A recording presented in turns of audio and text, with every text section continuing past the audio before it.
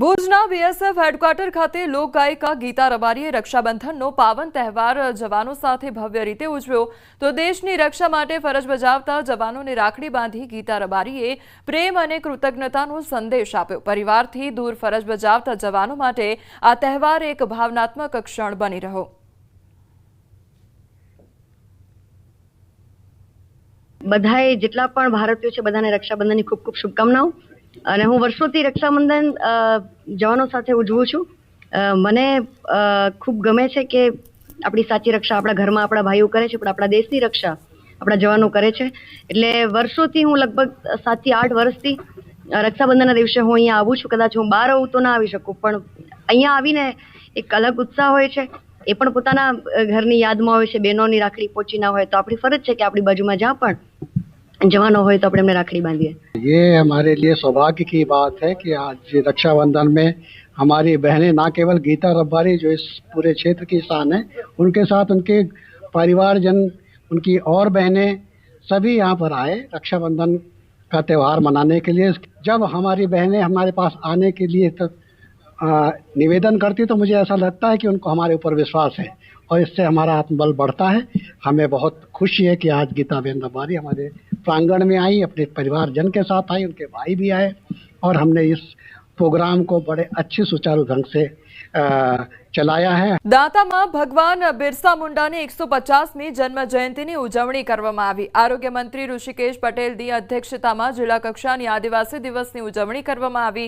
આ પ્રસંગે શૈક્ષણિક, રમતગમત તેમજ ઇતર પ્રવૃત્તિઓમાં સારા દેખાવો કરનાર યુવાઓને પ્રોત્સાહિત કરવામાં આવ્યા। આ સાથે વનબંધુ કલ્યાણ હેઠળના લાભાર્થીઓને વિવિધ કીટનું પણ વિતરણ કરવામાં આવ્યું હતું। ત્યારે ઋષિકેશ પટેલે કહ્યું, આદિવાસી વિસ્તારમાં વિકાસ કરવા સરકાર હજુ પણ થનગની રહી છે।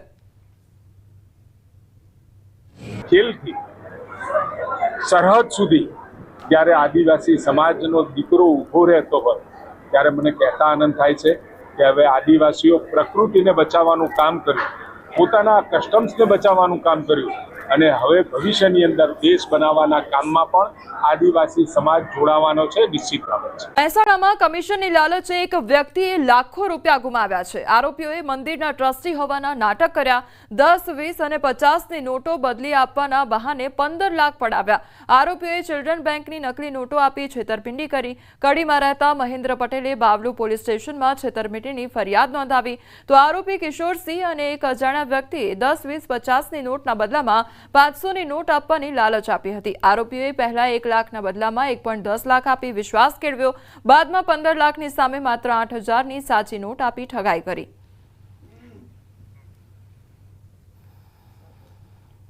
તો 15 લાખ આપેલા ને એના બદલામાં એમને 10-20ની પરચુરણ નોટો ભરેલો થયેલો આપેલો, જેની અંદર ચકાસણી કરતા 8,000 રૂપિયાની સાચી નોટો તેમજ અન્ય તમામ રકમ ચિલ્ડ્રન બેંકની નોટો હોવાનું જણાતા ફરિયાદી શ્રી મહાદેવભાઈ પટેલ તેમજ મેઘ પટેલ સાથે ઉપરોક્ત રકમની છેતરપિંડી થયેલી હોવાનું જણાતા તેઓ પોલીસ સ્ટેશન સંપર્ક કરતા પોલીસે એમનો ગુનો નોંધી અને અત્યારે બાવલુ પોલીસ સ્ટેશન પીએસઆઈ એની તપાસ ચલાવી રહ્યા છે। જાણે મેઘરાજા મૂળમાં આવ્યા હોય તેવું લાગી રહ્યું છે। પાણી વાળી રહેલા ખેડૂતો માટે ખુશખબર સામે આવી છે। સૌરાષ્ટ્રના કેટલાક વિસ્તારોમાં વરસાદ વરસી રહ્યો છે। કોડીનાર, ઉનામાં હળવો વરસાદ ખાબક્યો તો જૂનાગઢ જિલ્લામાં પણ હળવો વરસાદ જોવા મળ્યો છે। રાજકોટ શહેર ગ્રામ્યમાં હળવો વરસાદ, ફરી વરસાદી માહોલથી ખેડૂતો ખુશ થયા છે। સુકાતા પાકને પાણી મળતા ખેડૂતો ખુશ થયા છે તો રાજ્યમાં વધી શકે છે ઝાપટાની તીવ્રતા। એર પોલીસના જે સુરક્ષા અંગેના બ્રાન્ડ એમ્બેસેડર બનો, પોતે હેલ્મેટ પહેરવાની આદત પાડો। કંઈક ને કે સારું લાગ્યું કે આજે રક્ષાબંધન દિવસે સારું કામ કર્યું, બહેનોએ આપેલું છે। હવે યાદ રાખી પહેરીશ તારે ખબર પડશે કે અમારી બહેનોએ આપ્યું મને। વાળાઓ દ્વારા ત્યાં કામ કરવામાં આવી રહ્યું છે, બહુ સારું કામ છે। આપણી સુરક્ષા માટે જે આ લોકો કામ કરી રહ્યા છે તે દરેક લોકોએ હેલ્મેટ પહેરવું ફરજિયાત છે। આજે આ લોકોએ રક્ષાબંધનના દિવસે જે પોલીસ બહેનોએ, ટ્રાફિક પોલીસ બહેનોએ જે કામ કર્યું છે કે જે ભાઈઓ જાય છે હેલ્મેટ પહેર્યા વગર એમને ઊભા રાખી એમને રાખડી પણ બાંધે છે, મોઢું મીઠું કરાવે છે એમનું તથા તેમને હેલ્મેટ ભેટમાં આપ્યું છે। દર વાહન ચાલકોને રક્ષાસૂત્ર બાંધી જાગૃત કરવા વડોદરા પોલીસનો પ્રયાસ હાથ ધરવામાં આવ્યો છે। મહિલા પોલીસ કર્મીઓએ હેલ્મેટ વિનાના વાહન ચાલકોને રાખડી બાંધી અને મફતમાં હેલ્મેટ આપી ફરજિયાત હેલ્મેટ પહેરવા વચન લેવડાવ્યું છે। કાલાઘોડા સર્કલ ખાતે સીપી, જેસીપી, ટ્રાફિક એસીપીની હાજરીમાં કાર્યક્રમ યોજાયો।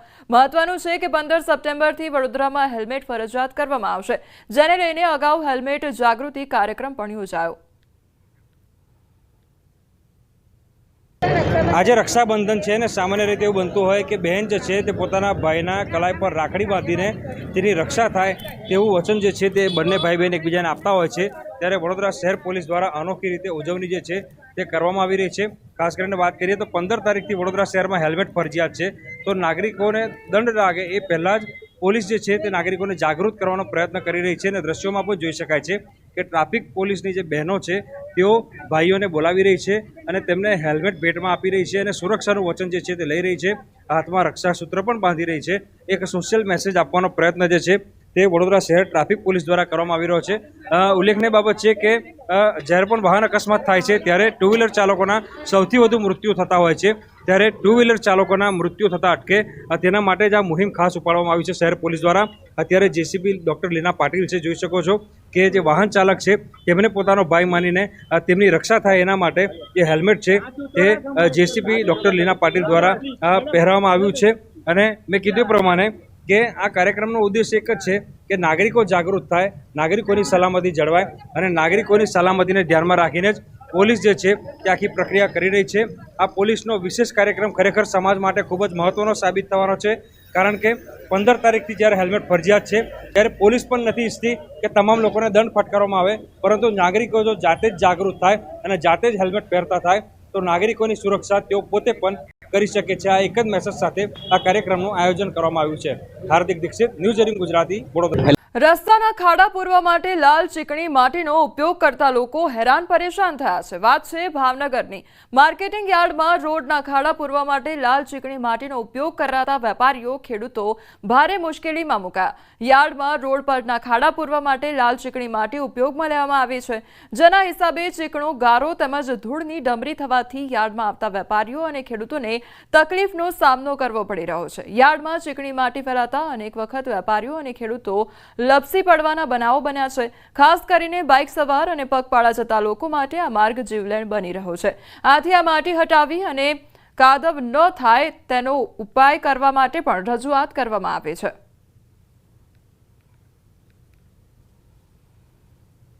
તો 5 દિવસ પહેલા 2-2.5 ઇંચ જેટલો ભાવનગરમાં પડ્યો હતો, ત્યારે યાર્ડમાં પણ વરસાદ હતો, તો બીજા દિવસે ઘણા વાહનો સ્લીપ થયા છે, ઘણાને નાની મોટી ઈજાઓ થઈ છે। તમે જુઓ તો માર્કેટ યાર્ડના જે સત્તાધીશો છે એનું બુદ્ધિનું વરવું પ્રદર્શન કહી શકાય કે જે લાલ માટી ખાડા પૂરવા માટે નાખેલી છે, એ લાલ માટી નાખવાથી આજે 2-4 દિવસ પહેલા વરસાદ પડ્યો એટલે ત્યાં એકદમ ચીકાસવાળું જમીન થઈ ગઈ અને લોકો, વેપારીઓ અને ખેડૂતો ત્યાં પોતે પડી જાય એવી ગાળાવાળી માટી થઈ ગઈ છે। જે લાલ માટીનો ઉપદ્રવ વિશે જે ફરિયાદોને જે થાય છે એમાં એ રીતનું હતું કે ભાઈ રોડના કામ આ વર્ષે હજુ કરવાના બાકી છે, ચાલુ કરવામાં હજુ થોડીક વાર છે। એ સંદર્ભમાં એ રીતે રજૂઆત હતી કે ભાઈ અત્યારે માટીનું એનું પુરાણ કરીને આપણે ખાડા અને રોડ રસ્તા થોડાક વ્યવસ્થિત કરી નાખીએ। એમાં જે માટીમાં બીજું મિશ્રણ સાથે લાવવાનું હતું એ ન આવતા ફક્ત લાલ માટી જે આવી અને નાખ્યા એના હિસાબે આ ધૂળના સ્માર્ટ ટોયલેટ બનાવાયા પણ સ્માર્ટનેસ ભૂલાઈ અને તંત્રએ નહેરુનગર એસટી બસ સ્ટેન્ડ પાસે સ્માર્ટ ટોયલેટ બનાવ્યું, પણ સ્માર્ટ ટોયલેટ જવાના રસ્તે ગ્રીલ નાખતા નડતરરૂપ બની છે। સ્માર્ટ ટોયલેટ શરૂ કરાયું પણ ત્યાં જવાનો રસ્તો કરવાનું ભૂલી ગયા છે। તંત્રની બેદરકારીને કારણે લોકોમાં મૂંઝવણ મુકાઈ ગઈ છે। સ્માર્ટ ટોયલેટ બનાવતા ક્યાંક સ્માર્ટનેસ છે તે ભૂલાઈ ગઈ છે। અમદાવાદના નહેરુનગર વિસ્તારમાં છું અને નહેરુનગર વિસ્તારમાં આપ મારી પાછળ જુઓ તો અહીં સ્માર્ટ ટોયલેટ તો બની ગયો, પરંતુ સ્માર્ટ ટોયલેટ જવા માટેનો જે રસ્તો છે તે કરવાનું ભૂલાઈ ગયું।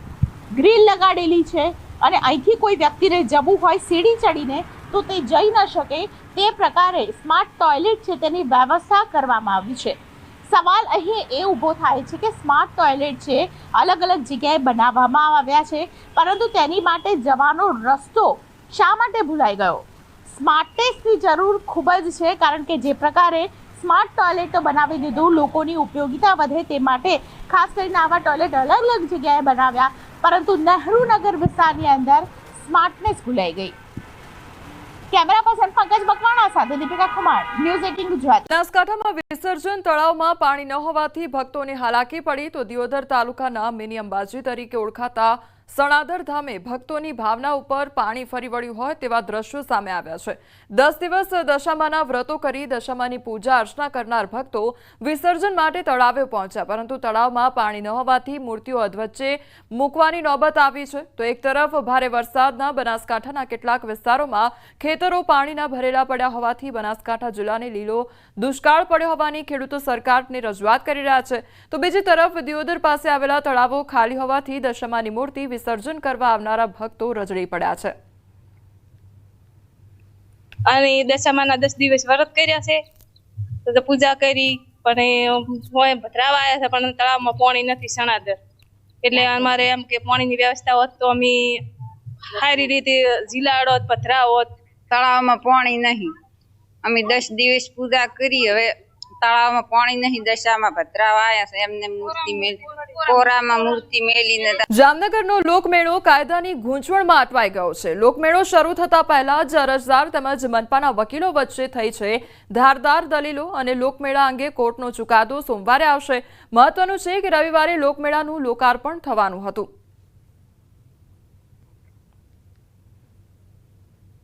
જે અત્યારે જે સિવિલ દાવો હાલે છે કે મેળો કરવો જોઈએ કે ના કરવો જોઈએ, એ બાબતે હાલમાં તો સાહેબે એવી રીતે જજમેન્ટ સોમવારની તારીખ આપેલી છે, પણ પ્રશ્ન એ છે કે જો આજ દિન સુધીમાં વાદીએ જે દાવો કર્યો હતો એ વાદીના સમર્થનમાં આજે એક નવા પણ જે જાહેર જનતા છે એ જાહેર જનતાની સમર્થનમાં આવીને હજી મને એવું લાગે છે કે એની અંદર ઘણા બધા વકીલો છે, સિનિયર એડવોકેટોએ એનું પણ એમાં એને અભિપ્રાય આપેલો હતો.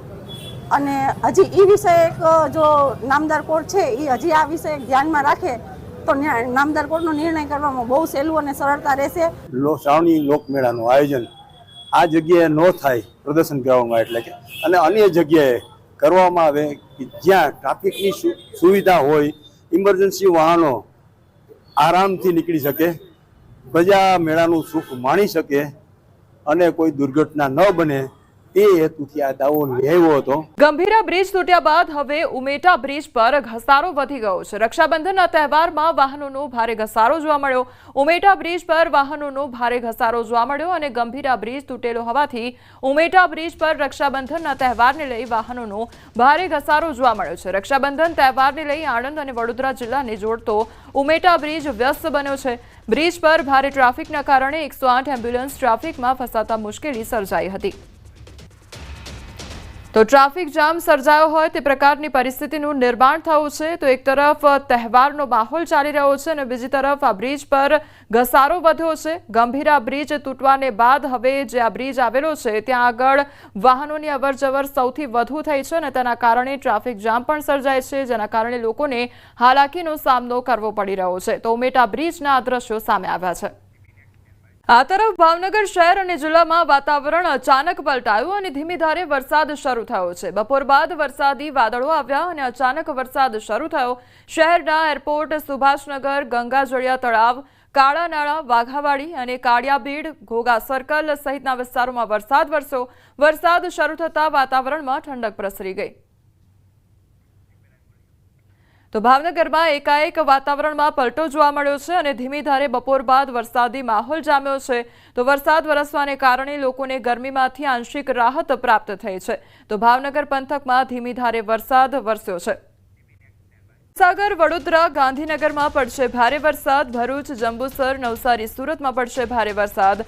તાપી નદીનું જળસ્તર વધવાની શક્યતા રહેશે. દક્ષિણ ગુજરાતમાં ભારે વરસાદની શક્યતા. સાબરકાંઠા, પંચમહાલ, કચ્છમાં પણ ભારે વરસાદની સંભાવના.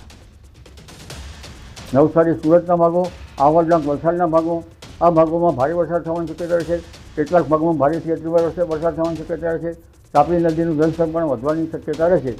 આ ઉપરાંત ઉત્તર ગુજરાતના ભાગો, પાટણ, સમીહારી અને મહેસાણા ભાગોમાં વરસાદ થવાની શક્યતા રહેશે. કચ્છના ભાગોમાં ભારે વરસાદ થવાની શક્યતા રહેશે. રાજકોટ અને ઉત્તર સૌરાષ્ટ્રના ભાગોમાં કેટલાક ભાગોમાં ભારે વરસાદ થવાની શક્યતા રહેશે. 17 ઓગસ્ટ પછીનું વરસાદી પાણી સારું રહેશે. આ વરસાદી પાણી કૃષિ પાક માટે સારું ગણાશે. 30 ઓગસ્ટ પછી વરસાદી પાણી સારું ગણાતું નથી.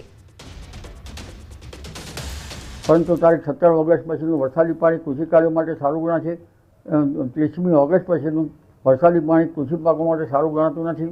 એટલે ખેડૂત ભાઈઓ કૃષિ કાર્યો ખરાબ થઈ કરવા સારા રહે.